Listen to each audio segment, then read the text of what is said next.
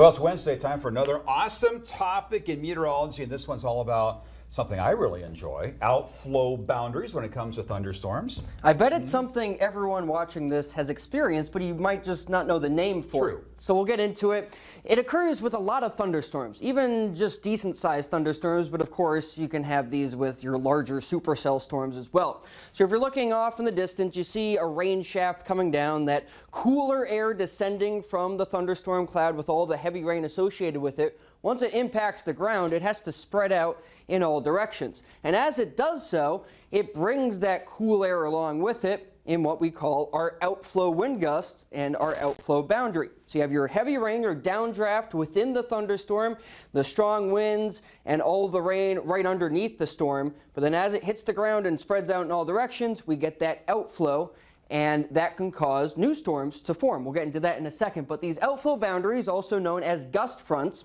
here's the schematic of a thunderstorm forming. We have enough buoyancy in the atmosphere, enough warm air to rise to form our thunderstorm cloud, cumulonimbus cloud. We get the rain to come down from the cloud in usually one concentrated area, and then as it hits the ground, it spreads out in all directions, and it'll eventually dissipate. But as that rain-cooled air is spreading out in all directions, we get a cool gust of wind, usually preceding the thunderstorm rain that we get. So we can kind of identify this as a mesoscale cold front or a really mini small scale feature on a weather map that comes usually ahead of a main line of thunderstorms that's moving through the area. So you have that cool downdraft, that cool air spreading out ahead of the storm, and then warm air rises up ahead of it. You can sometimes get clouds that form, shelf clouds or roll clouds along that gust front. But you can see it on radar too. This is a really extreme example in Louisiana with a bunch of outflow boundaries converging. All that lift in the atmosphere kind of came together and formed more thunderstorms. Another example closer to home from this past weekend in North Dakota, these really thin lines on radar, those are all outflow boundaries with these isolated thunderstorms. This was an example also from last weekend. This outflow boundary propagated all the way into south central North Dakota from storms farther west. And this example, you can see these thin green lines on radar. Those were the outflow boundaries from these two small cells. And this bigger example, this whole ring around this relatively stationary thunderstorm complex, that's an outflow boundary. So why can we see this really thin ring on radar denoting the outflow boundaries? Well, that cool push of air sometimes lifts insects, dust, or other aerosols along that leading edge, and that can be detected on radar. You can also create a pretty big dust storm along that outflow boundary, a really strong gust of wind ahead of the thunderstorm complex.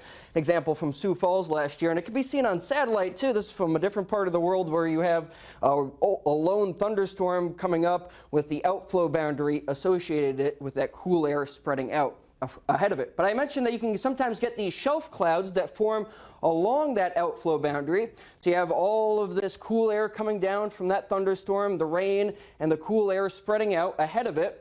And then the warm updraft has to be forced upwards, and that can condense into our shelf cloud along that leading edge of the thunderstorms. You can see that shelf cloud sometimes pass by you first, and then you get the rain from the actual thunderstorm complex. So here's a line of storms. You can denote it by that mini cold front symbol, as I mentioned. You can see it on velocity mode on radar as well. You can sometimes get pretty strong and damaging winds with these outflow boundaries in extreme cases ahead of the actual rain that comes. And in supercell thunderstorms, and we would sometimes have a tornado associated with it, you can get these downdrafts and then these outflow boundaries that just spread out in all directions from the actual thunderstorm itself.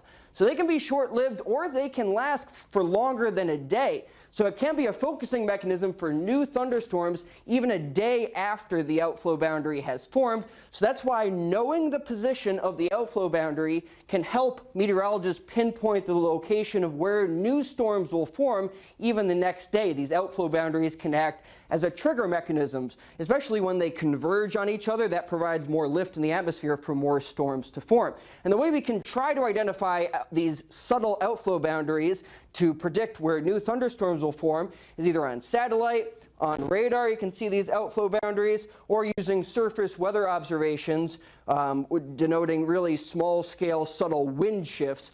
And knowing where these outflow boundaries is, like I mentioned, really important to denote where new storms will form.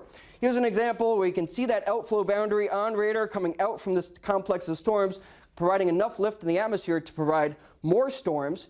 And with an outflow boundary on a bowing segment of a line of storms that's really strong, sometimes delivering really damaging winds, that can sustain this thunderstorm complex as it moves farther out, in this example, towards the east. So these outflow boundaries, something we have to pay attention to. You can even see them on radar. We'll point them out to you on Sky Tracker radar sometimes, where you can see that subtle feature create new thunderstorms. And we've seen that a lot lately in the environment that we've been in. A lot of those rings and stuff, those outflow boundaries, and again, producing new storms. Exactly. Jacob, thanks a lot. You're welcome. Thank you, Jacob.